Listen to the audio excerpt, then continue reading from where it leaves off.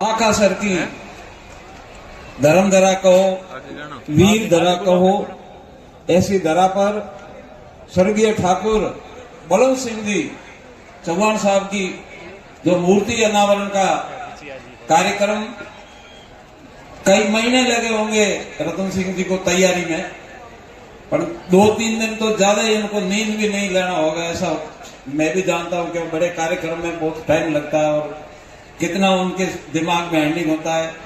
तो पहले तो मैं बधाई देना चाहता हूं रतन सिंह जी और सभी बाकासर चौहान परिवारों को, जितने भी परिवारों के इनके संबंधी गांव है जैसे गंगासराय बुले सभी चौहान ही हैं।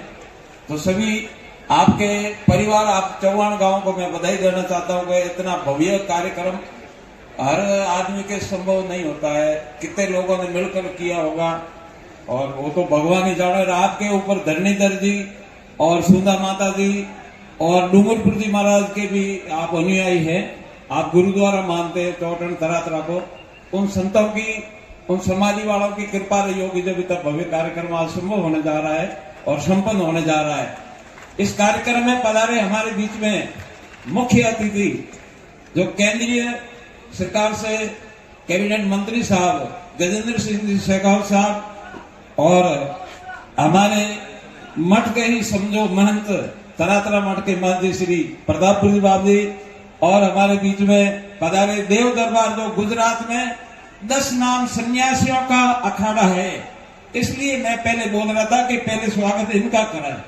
हमारे अखाड़ा में कुछ परिवार ऐसी होती है, छोटा बड़ा भेद में कोई नहीं है, पर जो उपाधियां दे रखी है जनता ने दो, साधु संतों ने दो, अखाड़े वालों ने दी, इसलिए परंपरा पर अलग अलग होती है।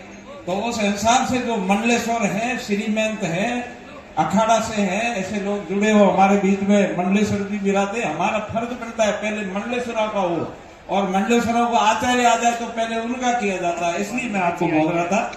और हमारे बीच में और भी अतिथि हमें सुनकर बहुत ही हमारा भी दिल खुश हुआ आज इस अवस्था में। और शेखावत साहब, कर्नल साहब, रिटायर्ड शेखावत साहब हमारे बीच में पधारे हैं। मार्गदर्शन इस भूमिका का इन्होंने करवाया है।